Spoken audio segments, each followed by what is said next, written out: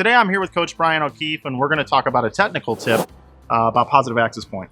Yeah, Mike, the positive access point, or PAP, is something that is referenced all the time when drilling balls. But I think a lot of people out there are unfamiliar about, A, what it is, and then also, is there a way for them to find it themselves? Well, cool. Let's head out to the lanes and let's take a look at positive access point.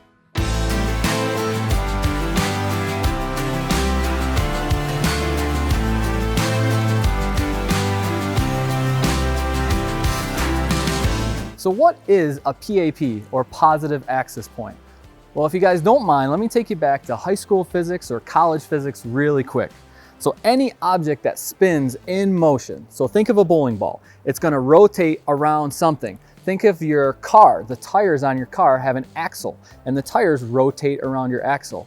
Think of the Earth. The Earth has a North Pole and a South Pole, and the Earth rotates around that axis or axle. A bowling ball is no different. Every bowler has a axis that runs through the bowling ball. So in this ball, what I've done, I've drilled a 3/4 inch dowel in the side on my positive access point.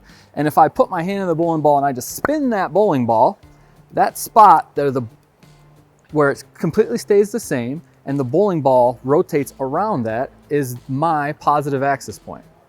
So a follow-up question could be, well, what's a good, or what is the correct positive access point? It's really important to realize that everybody's access point is almost like their released DNA. So there isn't a good or bad access point one way or another. So let's get on the lanes, let's take a look so we can see what a few different great players' positive access points look like and how to find them. So I'm here with the great Shannon O'Keefe, also happens to be my backstage bowling partner in crime and my lovely wife. So what we're going to do with Shan real quick is we're going to show you one of the two different ways that you can find a positive access point quickly and effectively.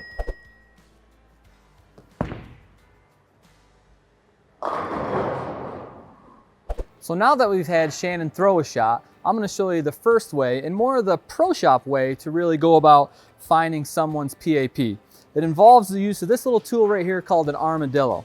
But when we start, what we want to do is trace the oil ring that's closest to the thumb and the fingers.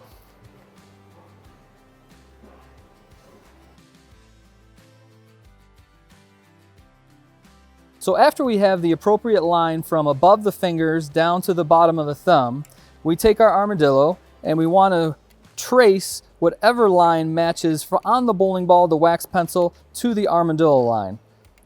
We get that line, we sort of come over here to the end of the semicircle, and we just put a little dot where the armadillo ends. From there, all we want to do is put a little piece of white tape right over where that marking is, and then we're going to have Shan go out and throw a couple shots to see if that's where her positive access point is.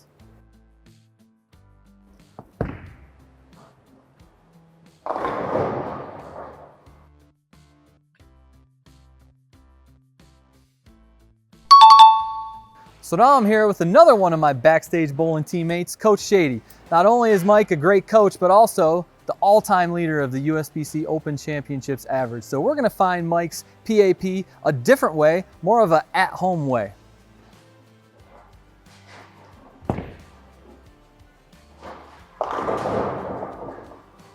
So now we just had Mike throw a shot, and much like option number 1 to find PAP, we're going to start with going with the oil ring closest to the thumb and fingers. But what the difference really is going to be is that instead of just going a little semicircle above the fingers and below the thumb, we're going to need to circle and trace this first oil ring all the way around the bowling ball so that we complete the circle and come all the way back until those lines intersect. So once we have that wax pencil marked all the way around the bowling ball, we want to turn the bowling ball to where we can see that wax pencil, and we want to make it as equidistant from the table as we can. Once again, you got to remember, this is more your at-home way to find your PAP, so it's not going to be an exact science. We're not going to get that line to be perfectly equidistant as we spin it sideways, but get it as good as we can. From there, we're just going to go to the top of the bowling ball, put a little dot on the top of the bowling ball, take our piece of white tape, and just slap it right on top.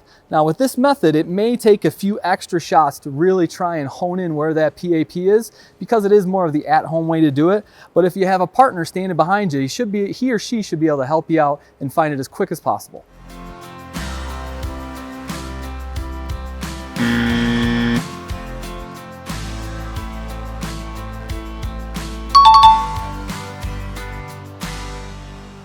As you can see with the more homemade version of how to find a PAP, it took us a few extra tries to try and make sure that that PAP mark and that white tape was nice and solid and not wobbling around the bowling ball. But once you get that, then you know you've really honed in on that spot.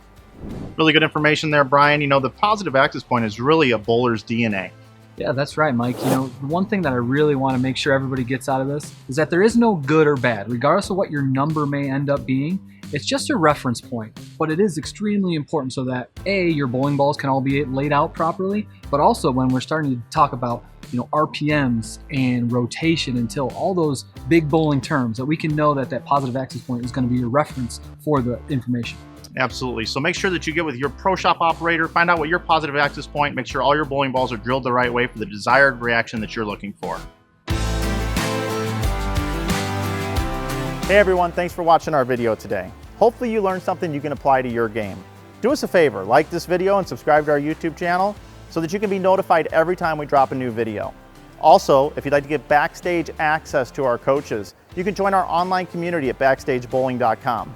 Use the coupon code SAVE20 to save $20 off an annual subscription. Thanks, and we'll see you on the next one.